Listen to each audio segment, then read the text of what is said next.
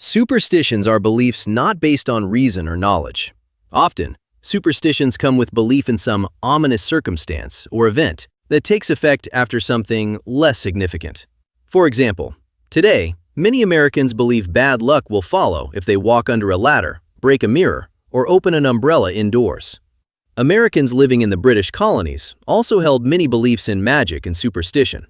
For example, English colonists living in 17th century Virginia looked to the stars and planets for clues to their own fates.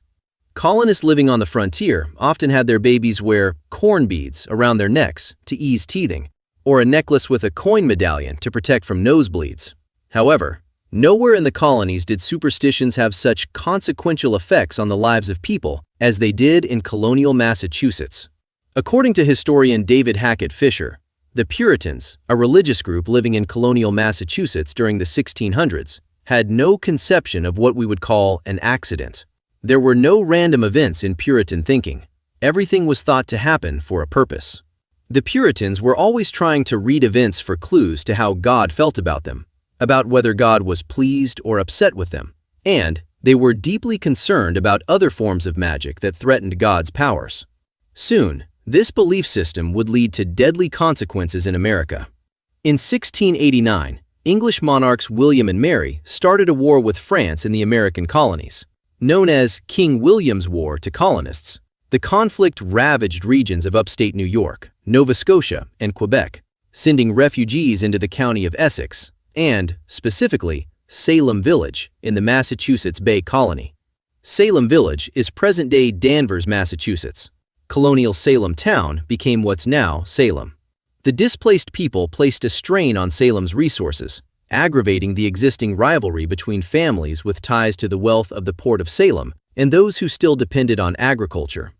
Controversy also brewed over the Reverend Samuel Parris, who became Salem Village's first ordained minister in 1689 and quickly gained a reputation for his rigid ways and greedy nature. The Puritan villagers believed all the quarreling was the work of the devil. In January 1692, Parris's daughter Elizabeth, or Betty, age 9, and niece Abigail Williams, age 11, started having fits. They screamed, threw things, uttered peculiar sounds, and contorted themselves into strange positions.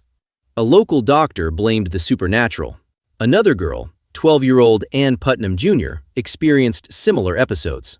On February 29th, under pressure from colonial officials Jonathan Corwin and John Hathorne, the girls blamed 3 women for afflicting them: Tituba, a Caribbean woman enslaved by the Parris family; Sarah Good, a homeless beggar; and Sarah Osborne, an elderly, impoverished woman. Starting on March 1, 1692, all 3 women were brought before the local officials and interrogated for several days. Osborne claimed innocence, as did Good. But Tituba confessed. "The devil came to me and bid me serve him." She described elaborate images of black dogs, red cats, yellow birds, and a tall man with white hair who wanted her to sign his book. She admitted that she'd signed the book and claimed there were several other witches looking to destroy the Puritans. With the seeds of paranoia planted, a stream of accusations followed over the next few months. Charges against Martha Corey, a loyal member of the church in Salem Village, greatly concerned the community. If she could be a witch, then anyone could. Officials even questioned Good's 4-year-old daughter, Dorothy, whose timid answers were construed as a confession. The questioning got more serious in April when the colony's deputy governor, Thomas Danforth, and his assistants attended the hearings. Dozens of people from Salem and other Massachusetts villages were brought in for questioning. On May 27, 1692, Governor William Phips ordered the establishment of a special court.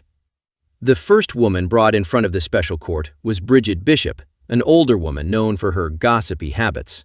When asked if she committed witchcraft, Bishop responded, "I am as innocent as the child unborn."